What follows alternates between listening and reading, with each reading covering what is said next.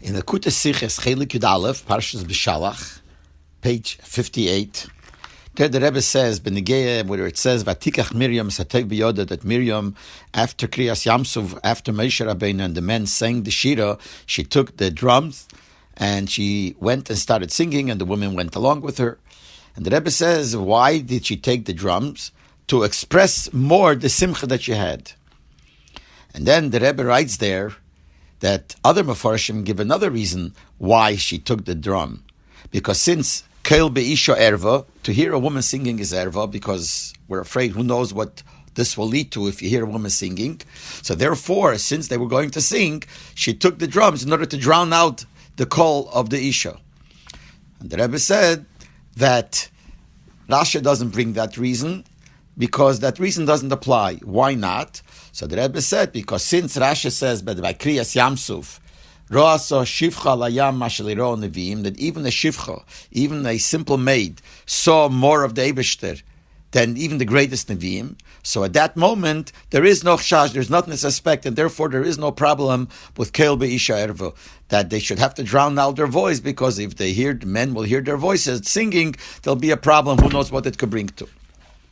So we asked the Rebbe then, that L'chura, we find the Gemara in Sukkot Daf Nun Beis, where the Gemara speaks about a hesped that's going to take place in the future, L'osid Lovei, when Mashiach ben Yosef will be killed.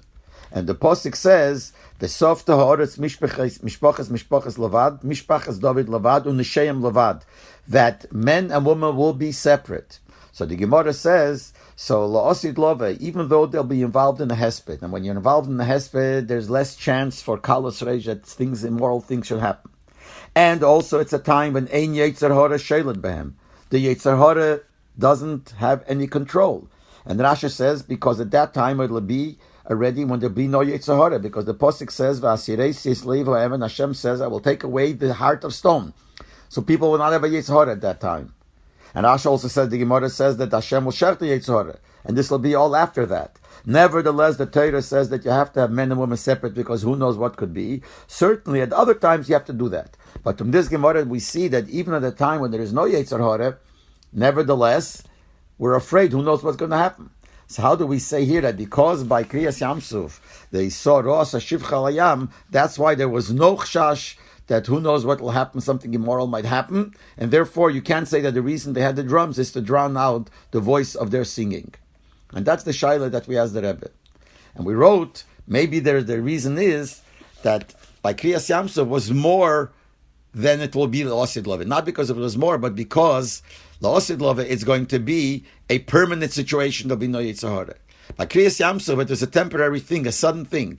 So therefore, then you're more involved. When something is constant, you're not so involved in it. But when they see something new, it says in Medrash, when something is new, you're completely involved in it. Everyone runs after it. So when they saw Elokut Krias Yamsuf, that's more chance that nothing will happen, and that's why then there is no chash of Keil Be'isha Erva. But we wrote to the Rebbe, but there's a Svara Fakert also. Since it's a permanent situation that there is no Yetzer Hara, so then for sure we shouldn't be afraid. Why? When there's only a temporary thing, it's not really the same. We wrote to the Rebbe, so what is this Svara here?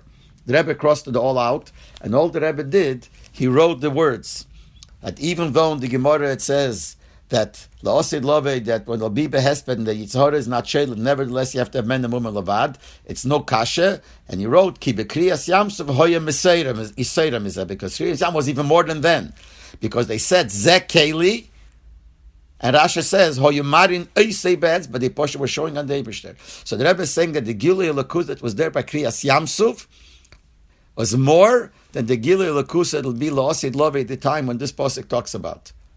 Which is a little chidush, that even though it'll be ein Yetzer Hara sheilet, and they have killed the Yetzer Hara, nevertheless, it's not the same madrege as Krias Yamsuf. So we have to look up in other places also where else it says that Krias Yamsuf was a higher madrege than them. But that's what the Rebbe wrote, and all the other soras that we wrote back and forth, the Rebbe crossed out, and this is the words that he wrote, and that's how it's printed in Likutei Sichos, page 58, in the Shula HaGilyon to HaOra 20.